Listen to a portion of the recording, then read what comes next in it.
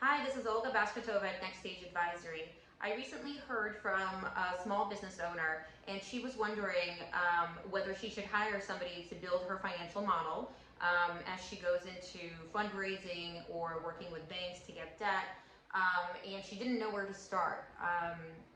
And I think it's worth it to discuss this and share this advice with everyone. So if you're going to hire somebody to build a complicated financial model, usually people who are good at what they're doing, they're very efficient, but they also cost about $250 per hour. I don't think that COVID has really affected that pricing as of yet. So these are people with, investment banking experience, with some serious FP&A, corporate experience, where all they do every day is build models. This sort of model is going to be multiple tabs.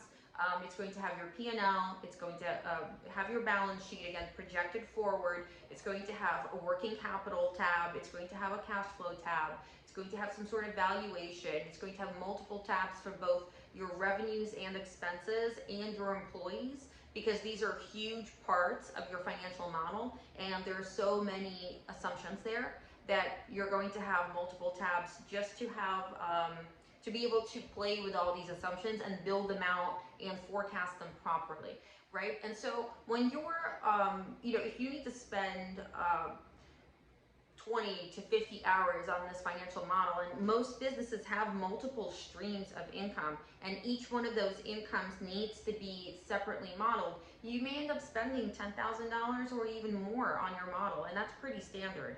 So you have to ask yourself, is this something you really need?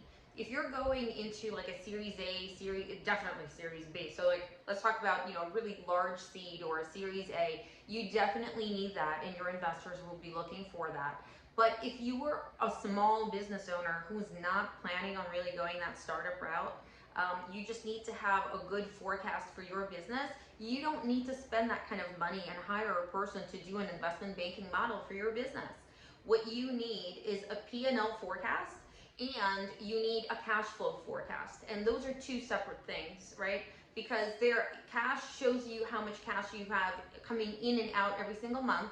But for example, you may have items that you need to prepay. So say you're getting Salesforce.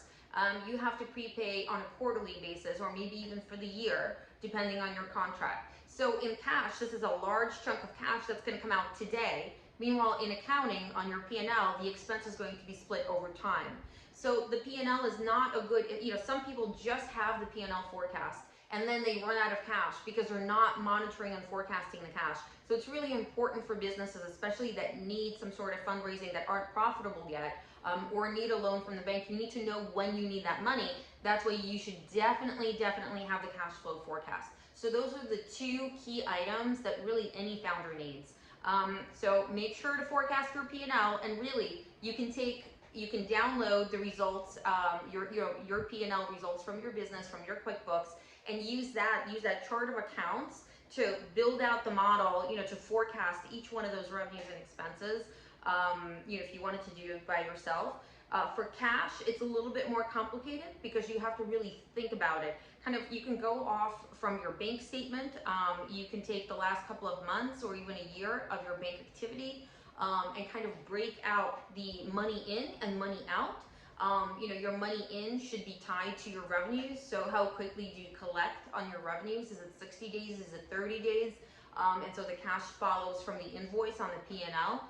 And then your payables is similarly. So whenever you think you're, some expenses you prepay, some expenses are paid afterwards, some you're recognizing in a certain month, and then you're paying 30 days later because your vendors give you 30-day payment terms.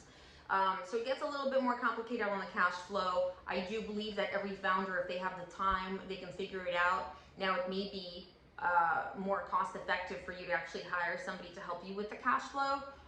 In that case, yes, pay somebody. You don't need to hire somebody for $250 per hour for that, though.